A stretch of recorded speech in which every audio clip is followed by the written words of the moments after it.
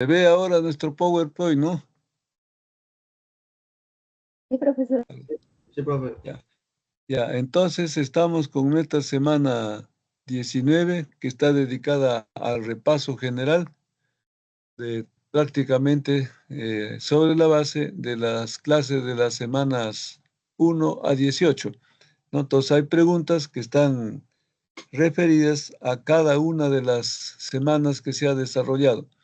Entonces, la forma que vamos a optar es que ustedes revisen las preguntas impares hasta media hora, ¿no? Y después a la media hora lo pasamos a revisar todos juntos, ¿no? Entonces así procederemos. ¿Aló? ¿Aló? ¿Me Sí, profe, escuchan? Ay, ay, ay, ay. Entonces revisen la primera media hora las preguntas impares y ya entonces a la media hora ya nuevamente ya nos conectamos juntos y pasamos a resolverlo conjuntamente. Así entonces procedan, pues.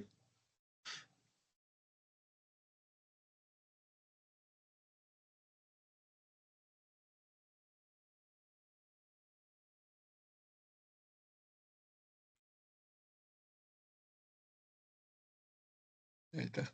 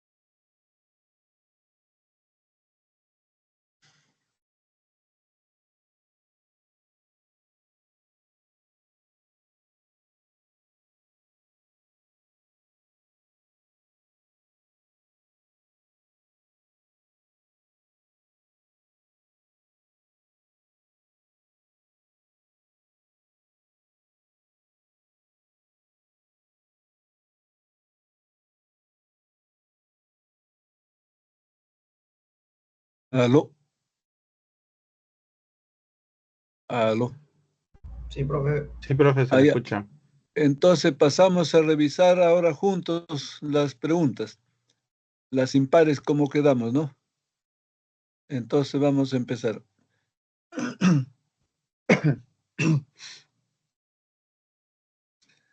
En la pregunta 1, bueno, lo que voy a hacer, lo leo y luego pasamos a la revisión.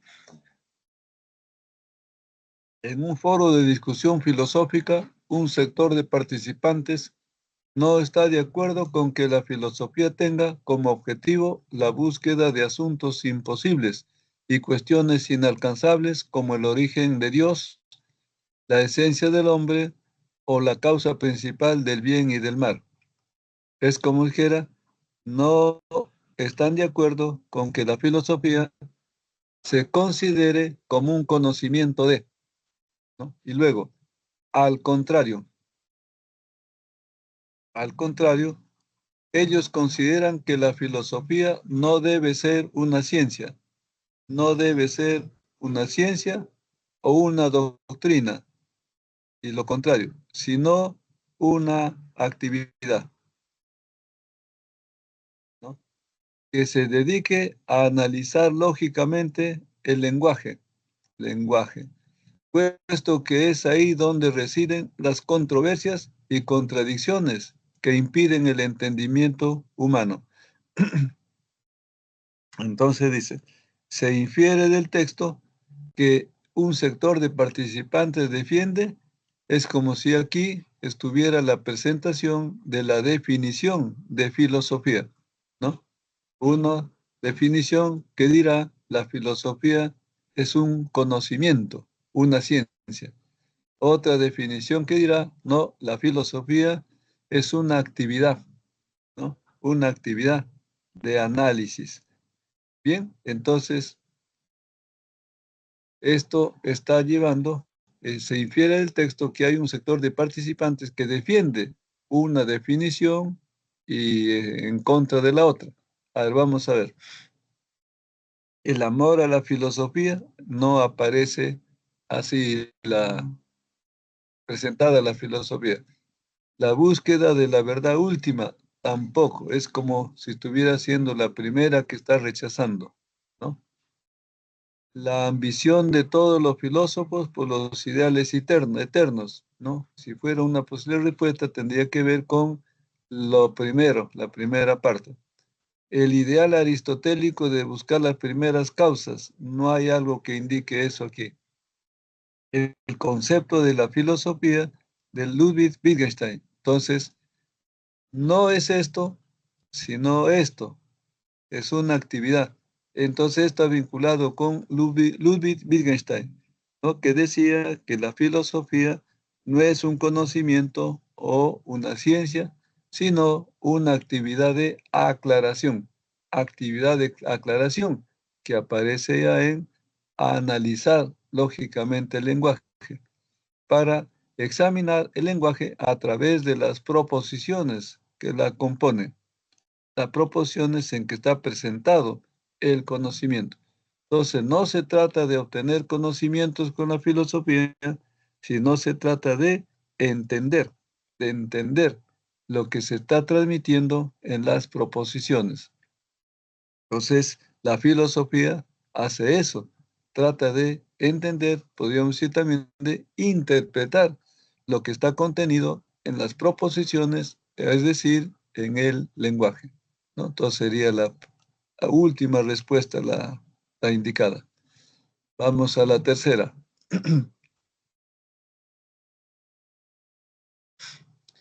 Aquí dice, Platón sostuvo que las ideas son trascendentes, inmutables, eternas, inteligibles, perfectas, imperecederas, ¿no? Está entonces aquí, como quien dice, indicando qué son las ideas y que son una cosa, otra cosa, otra cosa.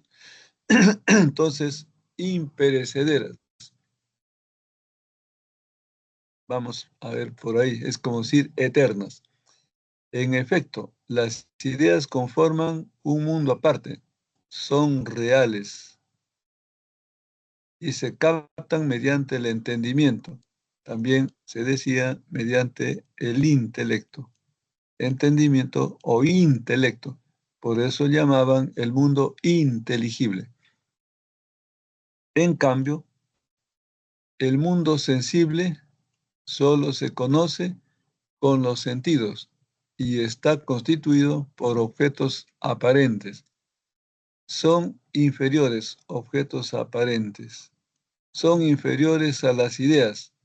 Del enunciado se puede inferir que Platón, entonces, está dirigiéndose a alguien, ¿no? A alguien, ¿no? A ver, la idea de las cosas no puede estar en otro mundo. No, no hay ese vínculo aquí. Las cosas y las ideas no pueden estar aisladas. eh, no está eso aquí, más bien está diciendo lo contrario. La idea es posterior, las cosas anteriores, ese es impreciso. Las ideas y los objetos son realidades separadas. Lo de separadas, eso es cierto. Lo de realidades, eso no es cierto. Las cosas existen independientemente de las ideas.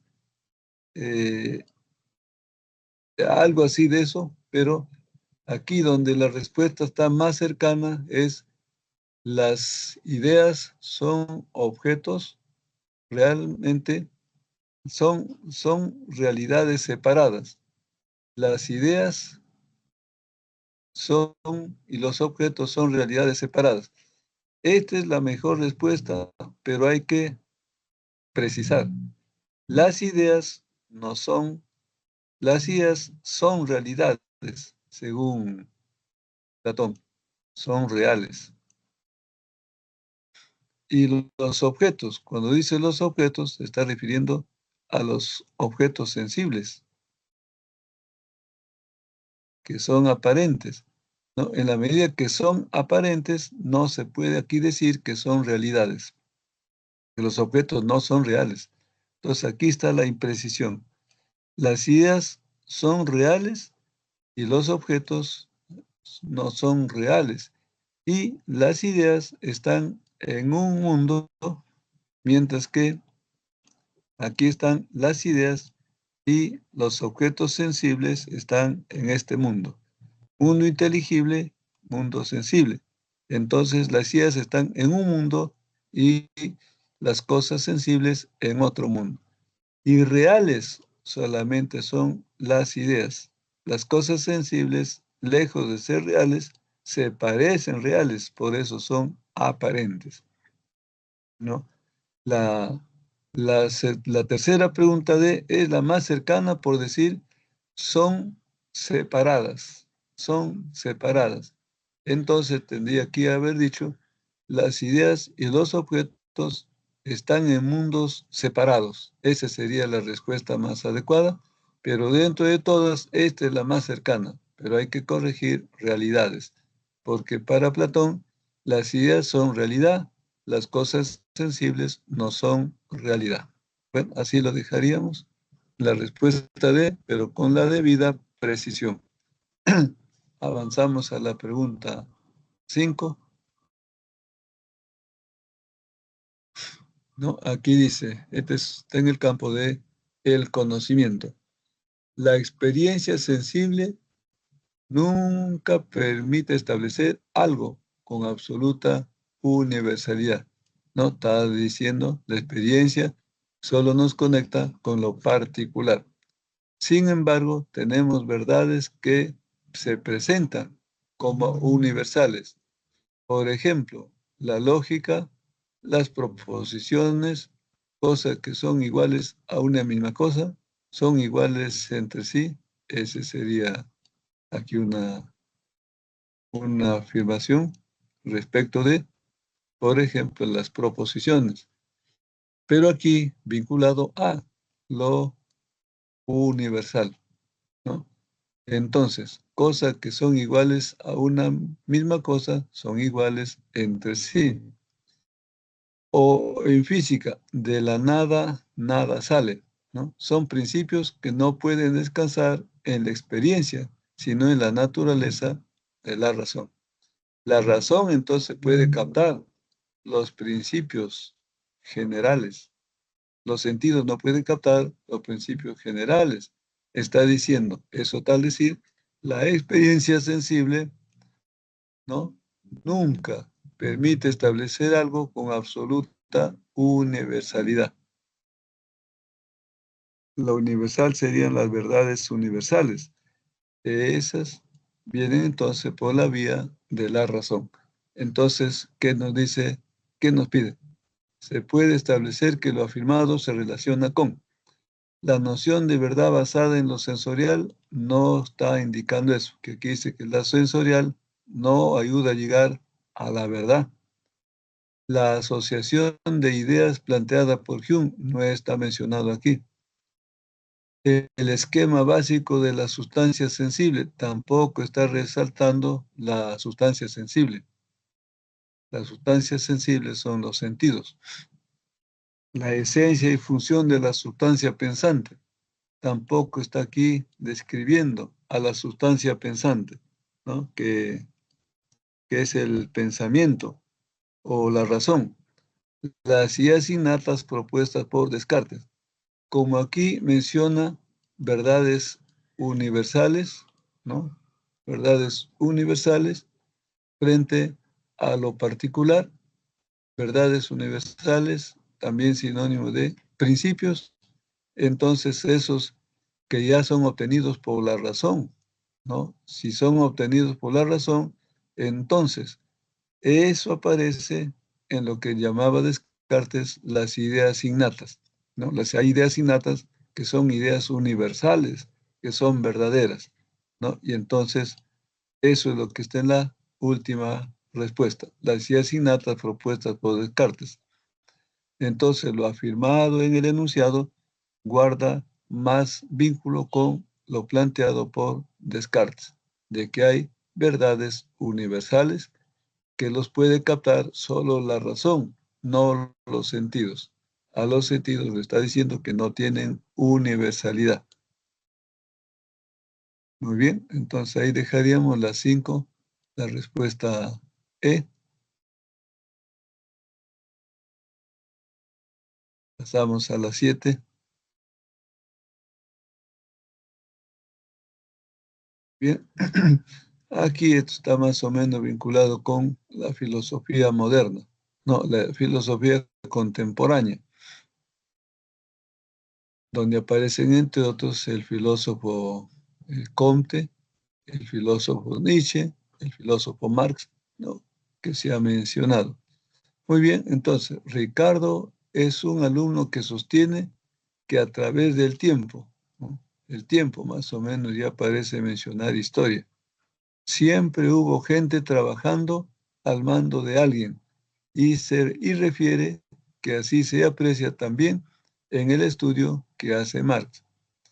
Este filósofo detectó en la Edad Media, sí, en la Edad Antigua, la existencia de amos y esclavos, en la Edad Media de feudales y siervos, en la Edad Moderna burgueses y proletarios, no tácitamente clases sociales. En cada una de estas edades hubo un enfrentamiento entre los poseedores de los medios de producción y los que no poseen dichos medios. Entonces diríamos entre amos y esclavos, feudales y siervos, burgueses y proletarios. Los que tenían propiedad, los amos. Los que no tenían propiedad, los esclavos. Edad Media, los que tenían propiedad, los señores feudales, los dueños de grandes tierras. Y los siervos que carecían de propiedad, los campesinos, diríamos. En la Edad Moderna, los burgueses, que son los propietarios de las fábricas, y los proletarios, que no son propietarios de las fábricas. En cada una de estas edades hubo un enfrentamiento, que a veces se llama también lucha, entre poseedores y los que no poseen. Entonces, de acuerdo con lo mencionado por el filósofo del siglo XIX, se refiere al filósofo Marx, el enunciado alude de manera resaltante a eso que ha dicho aquí, el tiempo a través del cual se van modificando la realidad humana social. Entonces, el tema de la alienación no aparece para nada mencionado. El trabajo no remunerado tampoco. La historia de la lucha de clases, eso sí es lo que aparece aquí, a través del tiempo y el estado de enfrentamiento. Entonces, los siervos y los amos, los feudales y los amos y los esclavos, los siervos y los feudales, esos están constituyendo clases sociales. Y entre ellos se está diciendo que hubo enfrentamiento. Y se está mencionando además que los humanos se han ido organizando de diferentes modos en una época, en otra época. Bueno, entonces la pregunta aquí aparece vinculándose con la historia como la lucha de clases. Aunque esto es ya un poquito, diríamos, interpretación, porque en el texto mismo no aparece exactamente indicando eso. Pero si se conoce un poquito del pensamiento de Marx, se puede asociar, ¿no? Historia como la lucha de clases con lo que está dicho en el texto, para hacer la mejor respuesta. La respuesta de el fenómeno de la sobreproducción no aparece mencionado en el texto. A la religión como el opio del pueblo tampoco pone de relieve a la religión. Entonces, estas dos últimas no podrían constituir la respuesta posible. Entonces, la mejor respuesta posible está en la respuesta C, la historia como la lucha de clases, ¿no? Aunque tampoco aquí en el texto dice la historia es la lucha de clases, no lo dice. Pero a través de los elementos que menciona, se puede conectar, sobre todo considerando que está hablando del filósofo Marx. Pasamos a la pregunta 9. Bien, entonces aquí dice, esto está ya en el campo de la semana de filosofía política. Un político denunció, en realidad no está en la semana de filosofía política, sino va a estar en la semana de filosofía latinoamericana. Un político denunció a un grupo de colegas conservadores por imponer un orden económico, político y social de las grandes mayorías que las grandes mayorías no comparten. Él considera que las características de dicho orden son las siguientes: violencia, ignorancia, corrupción. La violencia para reprimir, la ignorancia para controlar y la corrupción para generar aliados en el poder, ¿no? Como quien dice, sobornando. Además, manifiesta que este sector no reconoce el derecho del pueblo para pensar, ni menos para participar en la toma de decisiones. No, para pensar sería para educarse, por ejemplo, ni menos para participar en la toma de decisiones de sus respectivos gobiernos, como formando parte del gobierno. Muy bien, del texto se deduce que las ideas del político aludido, ¿no? Aquí la pregunta un poquito, ser un poquito bien exigida, ¿no? Se deduce que las ideas del político aludido son o hacen, entonces cuestionan los planteamientos del espiritualismo latinoamericano. No hay algo de esa crítica al espiritualismo. Concuerdan o tienen correspondencia con el pensamiento de Benito Lazo. Esta va a ser la respuesta, diríamos, la respuesta más aproximada, que pertenece al periodo de el romanticismo, donde los filósofos están ocupados en establecer cuál es el tipo de Estado que debiera constituirse, cuál es el tipo de gobierno que debiera constituirse en nuestros países sudamericanos, digamos, ¿no? Y entre esos filósofos, que entre la que se va a llamar la polémica entre los conservadores y los liberales, entre los filósofos, que allí aparece, está Benito Lazo. Benito Lazo, que pertenece, digamos, al campo de los liberales. Y ellos se dedican a criticar las filosofías sobre el gobierno, sobre el Estado de los llamados conservadores, ¿no? Benito Lazo.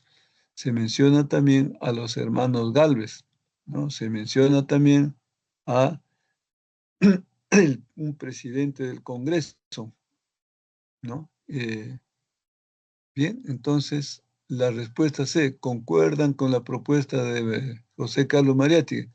No aparece casi ese vínculo cercano, por lo menos. Rechazan la propuesta ético-pedagógica de Eustua. Tampoco aparece algo de las ideas de Eustua, que también es espiritualista, es de la etapa espiritualista. Entonces, los románticos existen antes de que exista ni siquiera Alejandro de Eustua. Entonces, no pueden criticar a un filósofo que todavía no existe, ¿no? Alejandro de Eustua es un filósofo que ya desarrolla su filosofía en el siglo XX. Benito Lazo es un filósofo que desarrolla sus ideas en el siglo XIX. Señalan una problemática de la historia de la filosofía latinoamericana.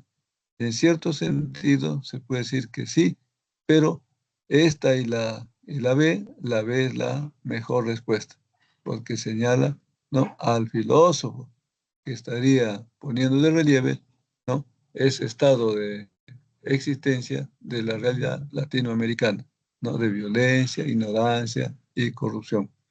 Entonces, la mejor respuesta está en la respuesta B. Avanzamos a la 11.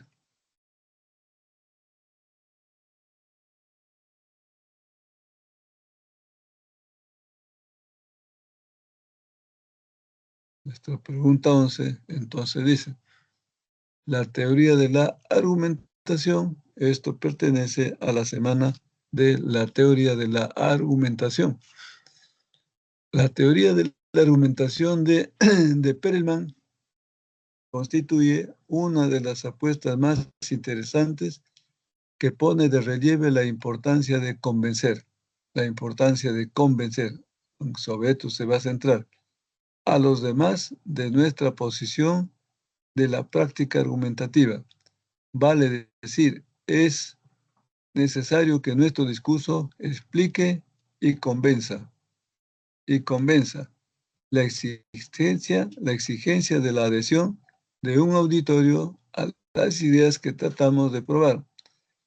En términos del jurista español Atienza, lo que hace Perelman es rehabilitar la lógica y la retórica como una práctica argumentativa cuyo objetivo es captar la adhesión de alguien o de muchos en un esfuerzo comunicativo para resolver una diferencia de opinión. Entonces, aquí lo que está resaltando es el convencer, el persuadir. Vamos a ver cómo aparece la pregunta. La pregunta. En base al texto, es compatible afirmar que un concepto central en la teoría de la argumentación es, ¿no?, un tema central, un concepto central.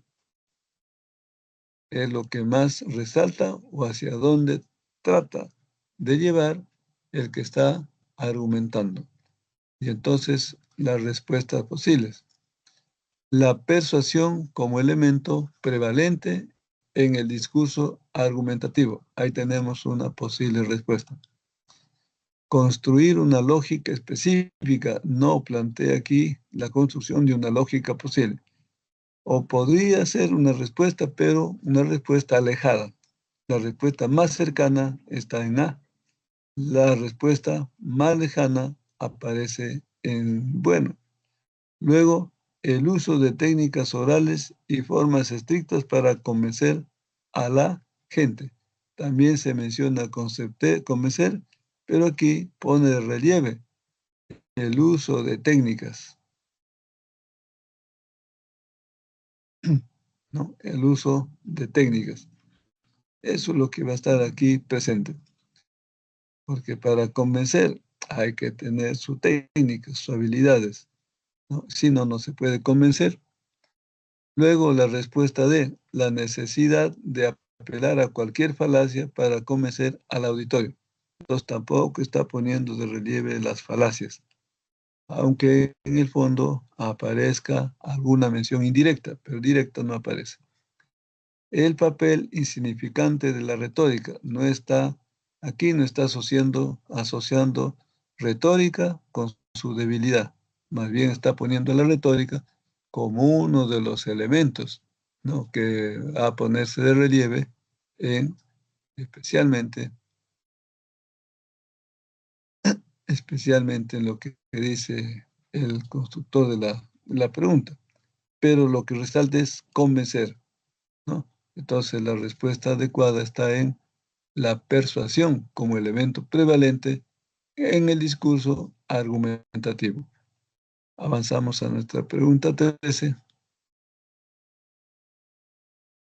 y entonces dice, Juan Carlos asegura que todo lo que sabemos de las ciudades y de los países es producto de nuestros viajes, ¿no? De nuestros viajes. De tal manera que si más ha viajado, de tal manera, quien más ha viajado por el mundo, más conocimiento tendrá, más conocimiento posee sobre este mundo. Por añadidura, como no se puede tomar como vivencia lo que nos cuentan los viajeros de los distintos lugares del mundo. Lo que otro ha visto, tal vez nosotros no podamos decir que eso hemos visto. No está diciendo que en los distintos viajeros del mundo, porque una cosa es lo que lo que nosotros vivenciamos, y otra muy distinta es lo que nos cuentan o lo que veamos bajo un simple peritaje, ¿no? Entonces, ¿qué dice la pregunta? De acuerdo con la posibilidad del origen del conocimiento, se infiere, origen del conocimiento, se infiere que la postura de Juan Carlos alude.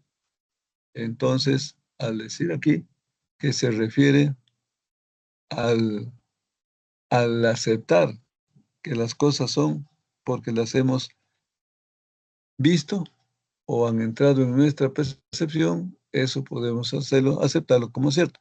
Lo que otros hayan visto y luego nos digan que eso han visto, tal vez no habría que no tomarlo en cuenta en sentido estricto, ¿no? Entonces aquí está poniéndose de relieve la experiencia, ¿no? Entonces dice, de acuerdo con la posibilidad del origen del conocimiento, se infiere que la postura de Juan Carlos alude. Sobre el origen del conocimiento, digamos que hay como tres posiciones que se han estado poniendo en relieve, ¿no? De los dogmáticos, de los escépticos y de los, diríase, criticistas. Entonces, la posición de Juan Carlos alude a la razón como principio de conocimiento. No está poniendo de relieve aquí la razón. A la experiencia como fuente del conocimiento. La experiencia parece intensamente aquí, ¿no? La experiencia en todo caso directa, ¿no? Es lo que hemos visto frente a lo que nos cuentan los que han visto. Entonces, entre los que han visto y nosotros está intermediando los sentidos y no hay más vínculo, ¿no? Entonces, la respuesta aquí solo puede aparecer en la B. La A nos ha dicho a la razón como principio de conocimiento. Y eso queda descartado, porque allí no menciona a la razón como principio de conocimiento. C, a los sentidos como forma de comprensión. Los sentidos sí intervienen, pero no aparecen en la forma de proyección. A la creencia como posibilidad de nociológica, a la creencia. No, tampoco hace mención aquí algo así como la creencia. Y la última, la inteligencia como fundamento del todo. Esa alternativa tampoco parece vinculable, digamos, a la frase, al texto. Entonces avanzamos a nuestro siguiente capítulo.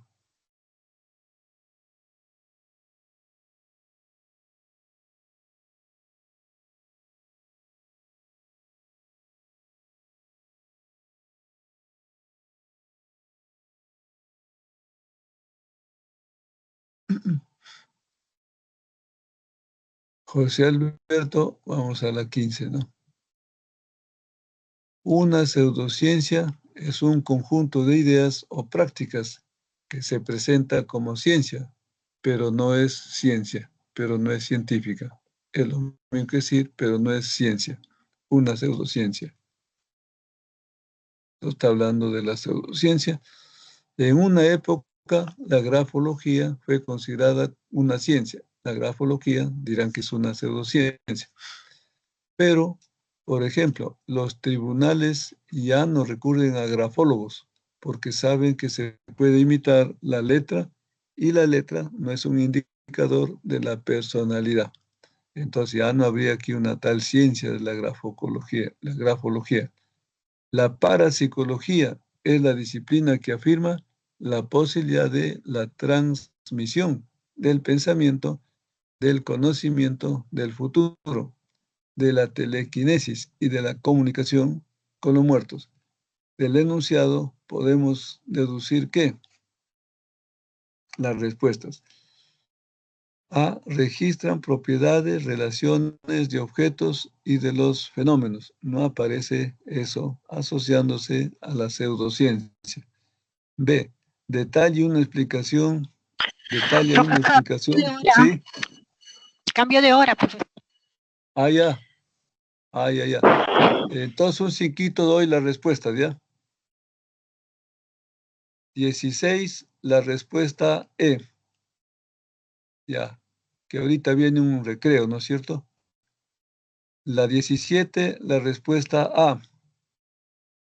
18, la respuesta bueno.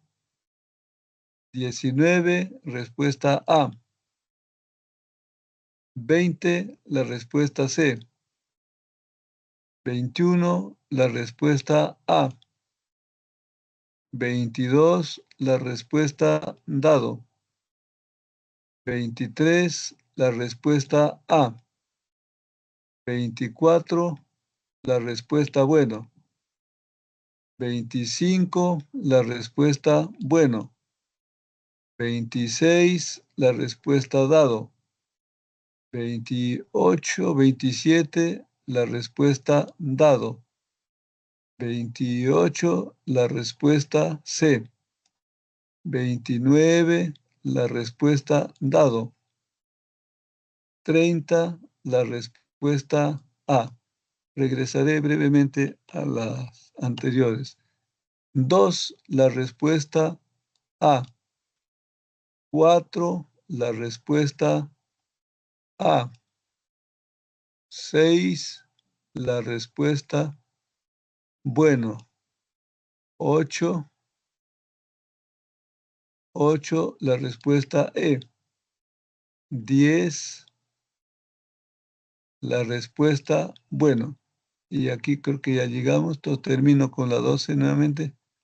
12, la respuesta E. Entonces aquí les dejaría. Entonces les agradezco por La, la la 14 y la paciencia. 15. La 15 falta. 14 y 15 falta. Ah, ya, ya. A ver, le indico ya.